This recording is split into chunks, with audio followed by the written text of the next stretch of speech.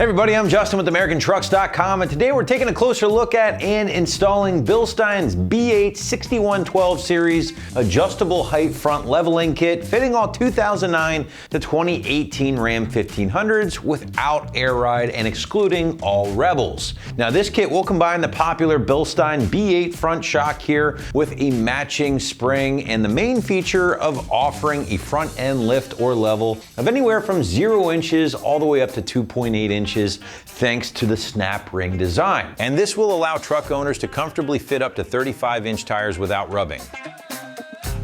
Now the B8 6112 kit that we have here today will specifically be the ride height adjustable option that gives owners the ability to lift the front of their truck, again, anywhere from 0 to 2.8 inches, thanks to the snap ring and groove design here on the damper themselves. Now this will give Ram owners that prefer maybe that nose down factory rake for towing, the ability to maintain that factory stance but still enjoy some of the benefits of the Bilsteins, or on the other hand, if you wanted to go with maybe more of a leveled look on your Ram, this will certainly help you achieve that as well, in addition to maintaining full shock travel and improved on and off-road performance. Now that really can't be said if you're looking to level your Ram with the old traditional puck style spacers on top of your factory coilovers. It's really not the best way to go about doing so, as it limits shock travel and might even make some contact with your upper control arm. Now this, on the other hand, again, is going to provide you with a lot more ground clearance if you do go with that 2.8 inches of front end lift. Not only that, but also the ability to fit those larger tires. Again, this will fit up to 35-inch tires without rubbing in the wheel well.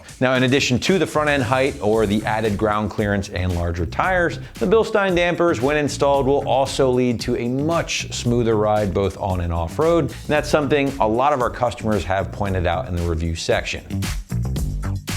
All right, let's move into construction from the US assembled kit here. Very, very nice, as we've come to expect from Bilstein over the years. Starting with the B8 series damper here, guys. This is gonna feature a monotube design, massive 60mm piston inside, gas charge, of course, in the silver zinc-coated stainless body to prevent any corrosion long term. Now, the Bilsteins do feature the company's patented digressive valving, which will rapidly change to surface conditions, making for a smoother, more predictable ride both on and off road. Now, as you guys can see, this option does also include brand new springs for the front here, matching springs that are going to be utilized properly with the valving from the Bilstein dampers. And those springs are going to ride on the included billet aluminum spring seats here that, again, will ride on the snap ring, which does have a few different grooves on the damper body to allow you to adjust from, again, 0 to 2.8 inches. Now, again, the kit is assembled here in the USA and is backed by a pretty decent warranty from Bilstein, just in the event you ever run into any issues. Quickly talking price point here for the Bilstein kit, right around $900 is what you're gonna be looking at, give or take, which does put this, I would say, in line with other kits from Rough Country or Superlift here on the site. But at the same time, still gonna be far more affordable than coilovers from Fox, for instance, which will certainly be a more premium option at the end of the day, and therefore that price will reflect that. So again, right around $900, $1,000 give or take here, which is a pretty solid option when you consider the components that you're getting here, a much improved ride quality while still giving you the ability to adjust the ride height up front.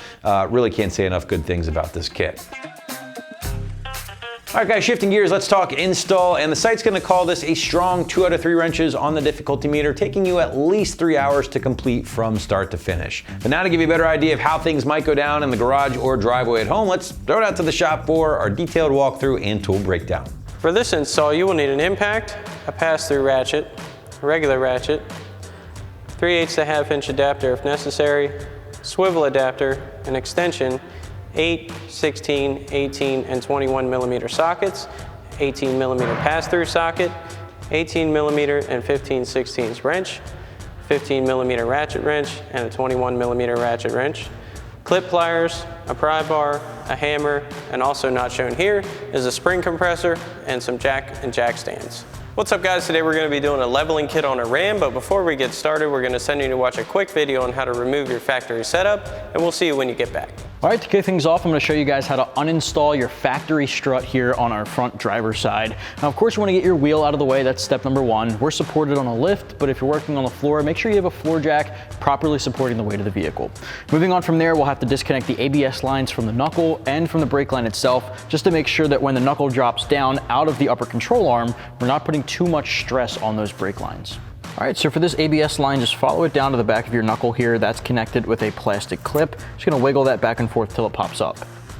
Now you wanna follow that guy up to the top here. That's connected to your brake line. That you're just gonna pull apart just like that. Now we have more slack on our brake line, so we're not putting tension on them. Next up, grab a 16mm deep socket, and we're gonna remove the factory nut off of our sway bar end link. All right, set that aside. All right, next up, we're gonna disconnect our tie rod end. Now, before we get started, you wanna know that this is a 21mm nut. Now, in some cases, if you use an impact gun on this, the entire stud will spin in that ball joint. You may need a 10mm socket and a 21mm wrench to get the nut off while holding that stud steady. For our first time, I'm gonna use our 21mm deep socket in my air gun to get this guy off. All right, so ours didn't give us any trouble, but that is still worth noting. Now, before I take this guy out, I'm actually gonna leave it in and just put that nut a couple of threads on just to keep the entire hub assembly from rotating while tackling the upper control arm. All right, so next we're gonna do the upper control arm to the knuckle.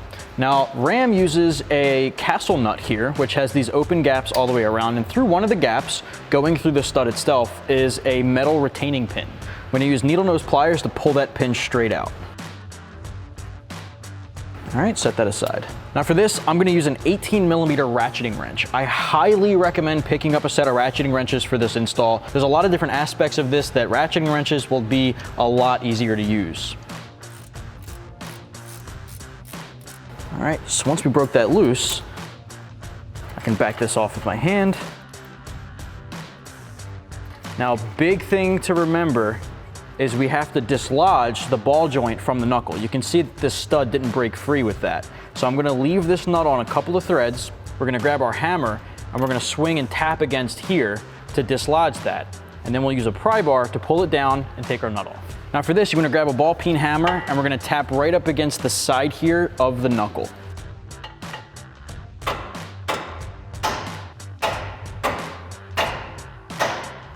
With that dislodged, you'll see that the upper control arm moves freely in there.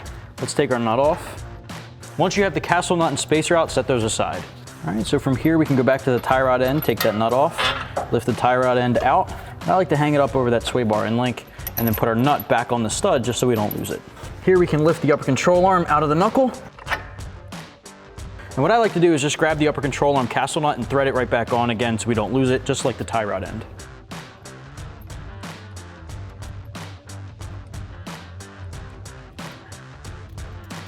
All right, next up, we're gonna tackle the bottom strut bolt, holding it to the lower control arm. Now, the nut here, I'm gonna use a 15/16 deep socket on my impact gun, and I'm gonna use a 21mm wrench to hold the bolt head on the inside.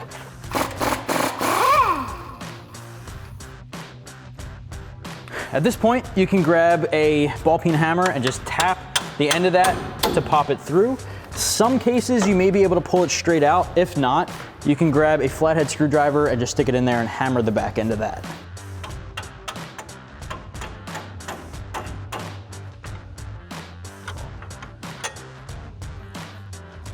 All right, so now we can focus on the top three strut tower nuts. Now grab a 15mm wrench, and I'm gonna use again the 15mm ratcheting wrench. Again, this really comes in handy.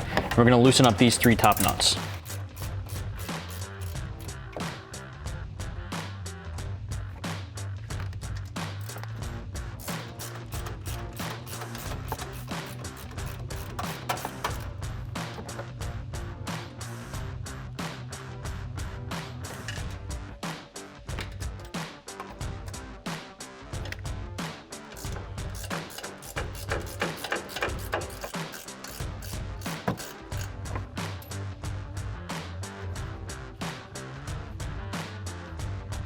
All right, so now our strut is free. I'm gonna use a pry bar here between the lower control arm and the strut body at the bottom to pry this guy out of position.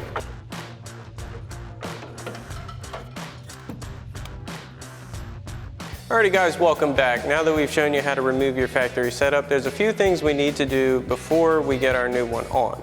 Now we have our shock body here for our new front struts, and what we're going to need to do is set the retainer clip for the height we want. Now we're going for maximum height on ours. There is a chart along with your kit that you want to follow based on the trim package as well as the engine and everything in your truck is specifically noted which is the highest clip you can use. Now we have a crew cab 5.7, so we're actually going to be going to clip retainer spot number 8. We cannot use the top spot.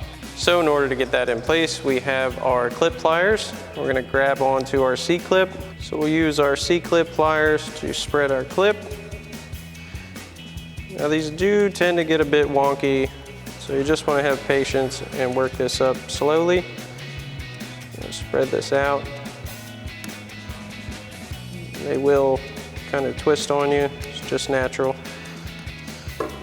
Once you start working it up, again, this is going to be a bit of a process. If you don't have these clip pliers, you can use a pair of needle nose or a flathead screwdriver. These are the best option if you have them available.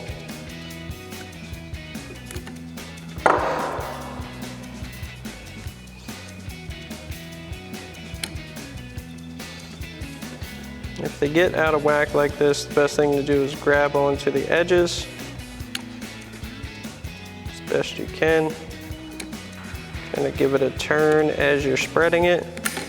That'll force that low side up.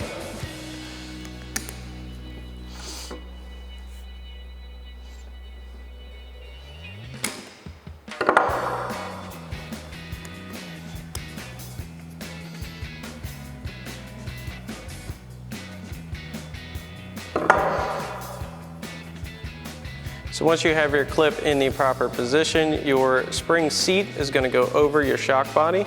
It has a recessed portion at the bottom here.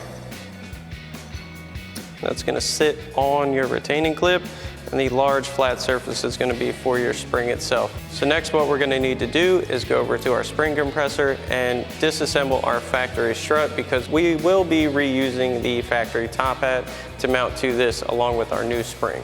All right guys, so we've come over to our spring compressor here. Now we have a nice wall mounted one. If you do not have one of these available, you can also rent a handheld one from any local auto parts store. They are readily available. So now we'll compress our spring down, relieve the tension on the top hat, and remove the 18mm nut holding the top hat to the spring. One more thing to note is you want to make sure of your orientation of your top hat mounting bolts to your bottom mounting perch. Now this one is dead center with the front mounting stud to the center of the perch, so you want to keep that in mind when going together with the new one.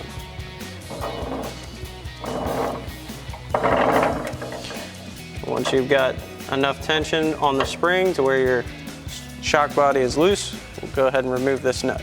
Now you definitely want to soak this mounting stud with some penetrating lubricant before you do this, especially if this has been on your truck for a while. They tend to corrode a good bit. We're first going to try to get this off with our 18mm socket and swivel adapter with an extension on our impact. While taking this off, you want to support the bottom of your shock body. Now these tend to get stuck up here, so we'll show you how to get that off if this doesn't work. So now since ours is stuck, we're going to use an 18mm pass-through socket and an 8mm socket to grab onto the stud. Get in position.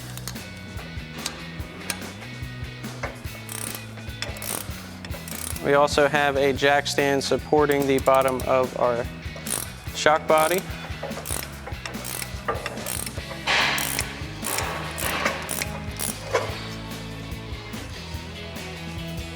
Now once we have that off, we can pull our nut out, relieve the tension on our spring.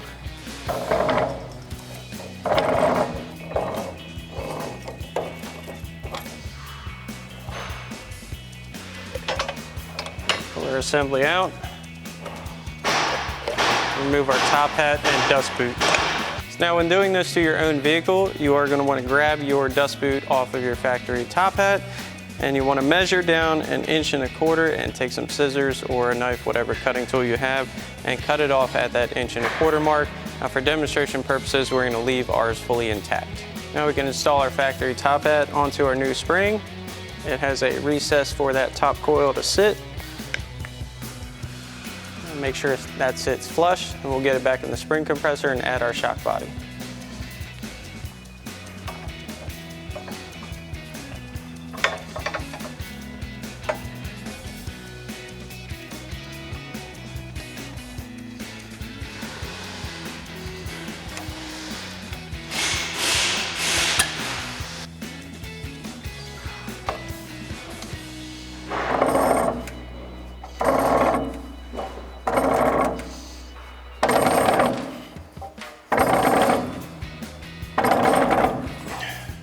Now we've got our new spring compressed, we can install our shock body. Get that up through your top hat. Then we can install our new 18mm top hat nut.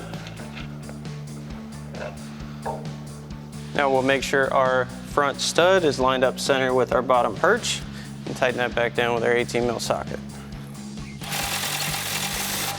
Now if it does spin on you, that's okay. Just hold your top perch. Make sure that comes center. Relieve your tension.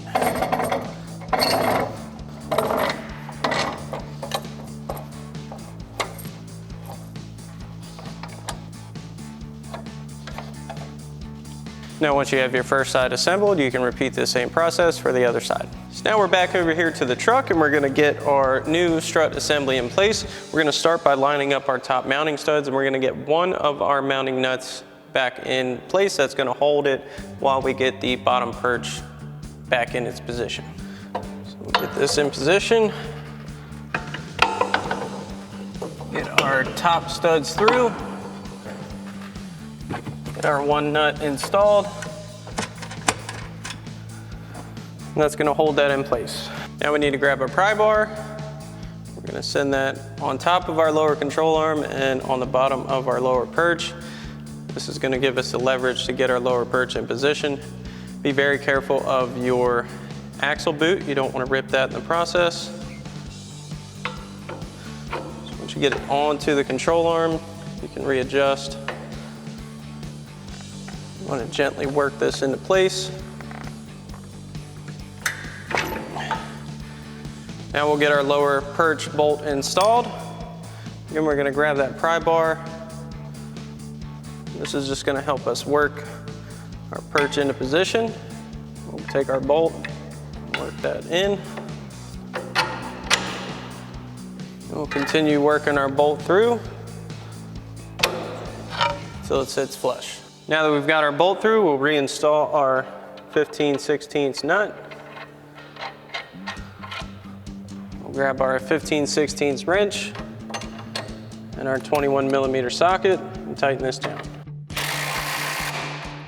And you always want to remember to torque your hardware to the manufacturer's specific torque spec. Now we'll come to the top of our strut and get our other two mounting nuts on our studs.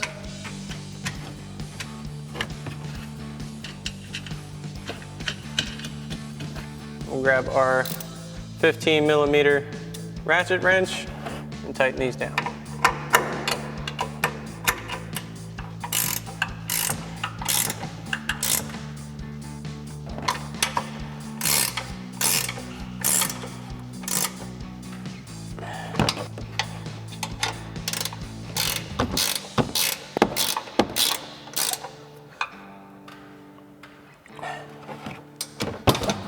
Now we can get our upper control arm reattached to our knuckle. Pull this nut off of our ball joint here. Remove our bungee cord from our knuckle. Swing this back into place. Lift up on our upper control arm. Get our ball joint and nut back in position. Now we'll get our outer tie rod loosely reattached. And we'll take that nut back off. Get that seated. Attach our nut. Then we'll reattach our sway bar end link. So we'll get that bushing and washer back into place if you did in fact remove it. And our 16mm nut. Now that we have everything loosely in place, we'll come back and tighten everything down. Now we'll start by tightening back down our upper control arm and ball joint. Now we did remove this in the uninstall with a 21mm ratchet wrench. You can tighten this back down with an impact and a 21mm socket. If you use a pry bar to apply some pressure to your upper control arm, that'll stop your ball joint from spinning.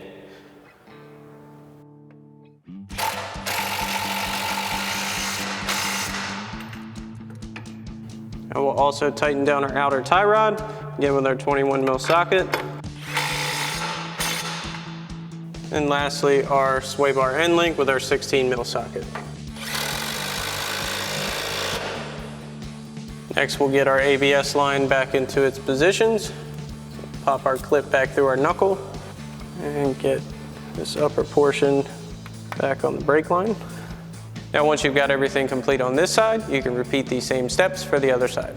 Alrighty guys, that about wraps up our review and install of our Bilstein 0 to 2.8 inch B8 6112 front suspension leveling kit for your 09 to 18 four-wheel drive Ram 1500 without air ride and excluding the Rebel. Thanks for watching, and as always, for everything Ram, keep it right here at AmericanTrucks.com.